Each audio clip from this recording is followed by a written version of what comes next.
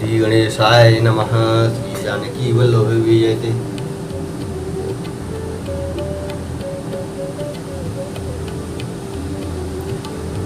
अरुणोदय सकुचे कुमुद उडगन ज्योति मलिन, जिमि तुम्हार आगमन सुनी भय नृपति बलहीन। अरुणोदय सकुचे कुमुद उडगन ज्योति मलिन, जिमि तुम्हार आगमन सुनी भय नृपति बलहीन। अरुणोदय कानों से कुमुदनी, अरुणोदय होने से कुमुदनी सुखजा गई और तारागणों का प्रकाश फीका पड़ गया। जिस प्रकार आपका आना सुनकर सब राजा बलहीन हो गए।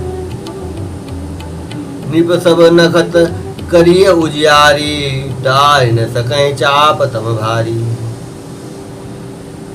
कमल को कमधुकर खगज नाना, हरस सकल निशा अवसाना।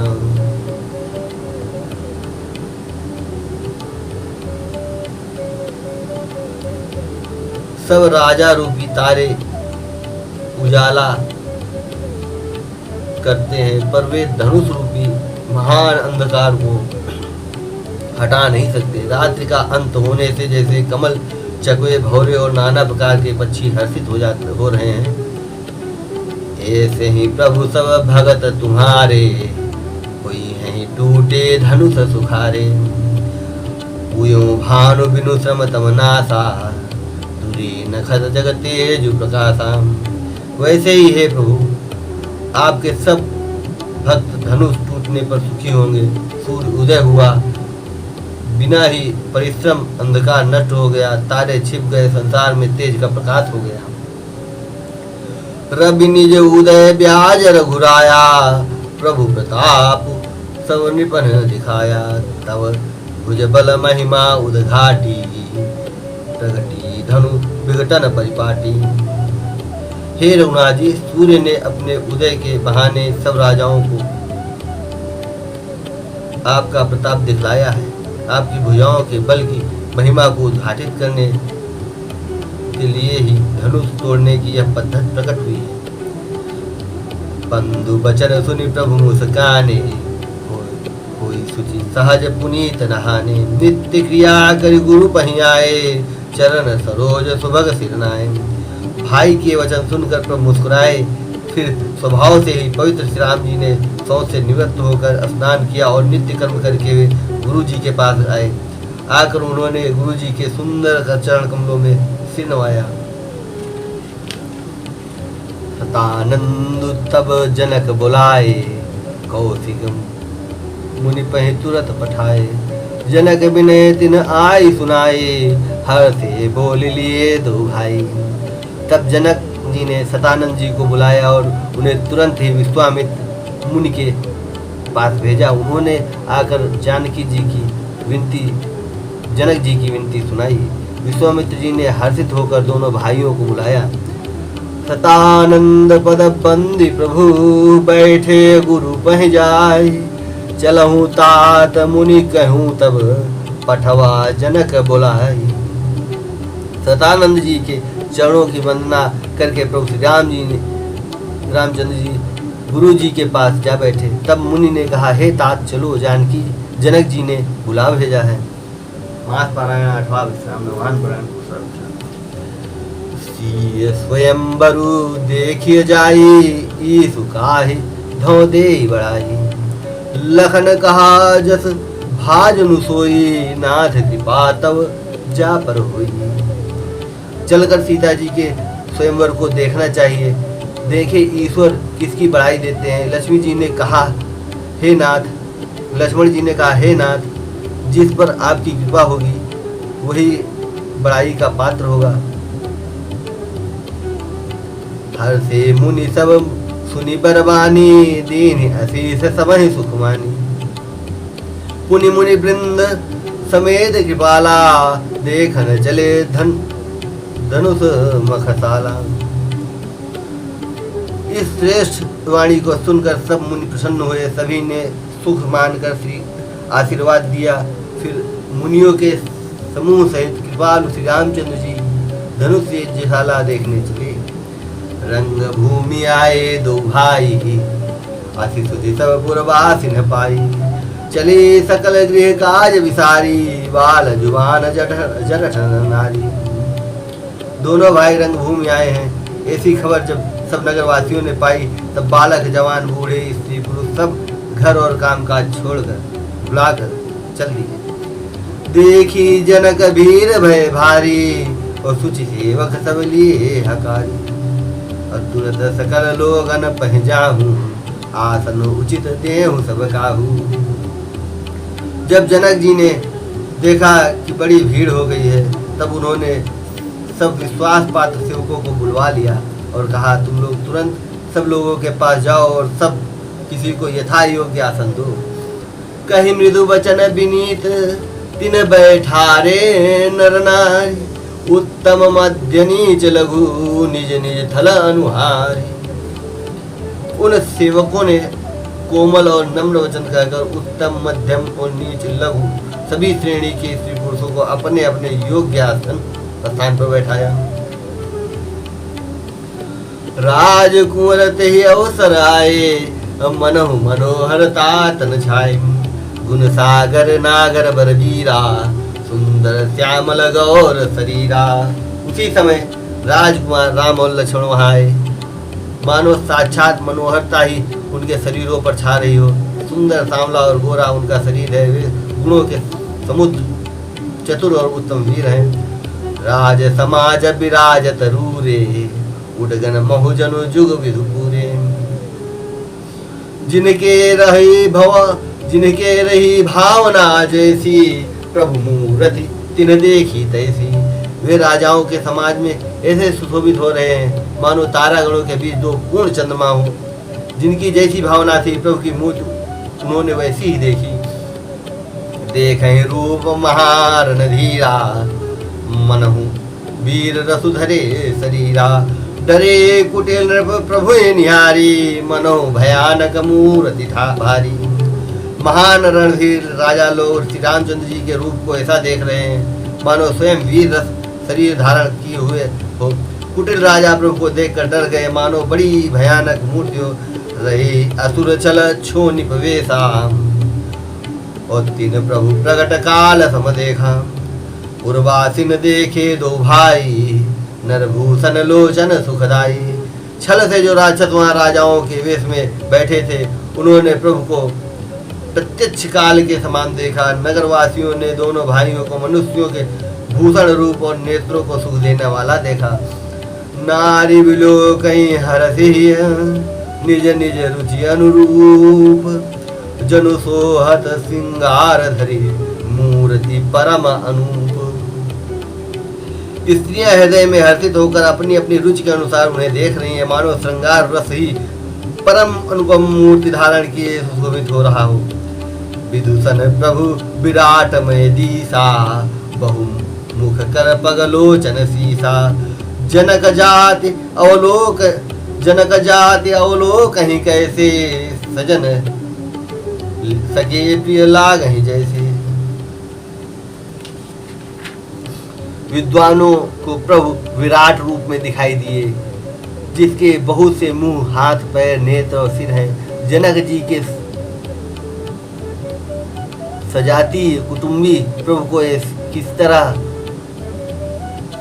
कैसे प्रिय रूप से देख रहे हैं, जैसे सगे सज्जन संबंधी प्रिय लगते हैं। सहित विदेह बिलो कहीं रानी, शिशु संप्रीति न जाति बखानी। जोगिन परम तत्वमय भाषा, शांत शुद्ध सम सहज प्रकाशा। जनक समेत रानियां उन्हें अपने बच्चे के समान देख रही हैं। उनकी प्रीति का वर्णन नहीं किया जा सकता। योगियों को वे शांत, शुद्ध, सम और स्वतः प्रकाश परम तत्व के रूप में दिखे। हरि भगतन देखे दो भ्राता, इष्ट देव यु सब सुखदाता। राम ही चितव भाई जय सिया, सो सपने सुख नहीं कथनिया। हरि भक्तों ने दोनों भाइयों को सब सुखों के देने वाले इष्ट देव के समान देखा। सीता जी जिस भाव से श्री रामचंद्र जी को देख रही हैं, वह स्नेह और सुख तो कहने ही नहीं आता। उर अनुभवती न कह सकसो, कवन प्रकार कहे कवि को। एहि विधि रहा जाहि जस जाऊ, एहि विधि रहा जाहि जस भाऊ, तेहि तस देख्यों कौशल राऊ। उस स्नेह और सुख का वे हृदय से अनुभव कर रही हैं, पर वे भी उसे कह नहीं सकती। फिर कोई कवि उसे किस प्रकार कह सकता है। इस प्रकार जिसका जैसा भाव था, उसने कौशलाधीश श्री रामचंद्र जी को ऐसा ही देखा। राजत राज समाज महु, कौशल राज किशोर, सुंदर श्यामल गौर तन, विश्व विलोचन चोर। सुंदर सांवले और गोरे शरीर वाले तथा विश्व भर के नेत्रों को चुराने वाले कौशलाधीश के कुमार राजसभा समाज में सुशोभित हो रहे हैं। साज मनोहर मूर्ति दो, कोटि काम उपमा लगिसो, शरद चंद निंदक मुखनी के, नीरज नयन भाव तेजी के। दोनों मूर्तियां स्वभाव से ही बिना किसी बनाव श्रृंगार के मन को हरने वाली हैं। करोड़ों कामदेवों की उपमा भी उनके लिए तुच्छ है। उनके सुंदर मुख शरद पूर्णिमा के चंद्रमा की भी निंदा करने वाले हैं और कमल के समान नेत्र मन को बहुत ही भाते हैं। चितवनी चारु मार मनुहरणी, चितवनी चारु मार मनुहरणी, भावती हृदय जाति नहीं बरनी। कल कपोल श्रुति कुंडल लोला, चिमुख अधर सुंदर मृदु बोला। सुंदर चितवन कामदेव के भी मन को हरने वाली है। वह हृदय को बहुत ही प्यारी लगती है, उसका वर्णन नहीं किया जा सकता। सुंदर गाल है, कानों में चंचल कुंडल है, ठोड़ी और अधर सुंदर है, कोमल वाणी है। कुमुद बंधु कर निंदक हासा, भ्रकुटि विकट मनोहर नासा। कुमुद बंधु कर निंदक हासा, भ्रकुटि विकट मनोहर हासा। भाल विशाल तिलक झलकाही, कच बिलोकी अली अवल लजाही। हंसी चंद्रमा की किरणों के का तिरस्कार करने वाली है।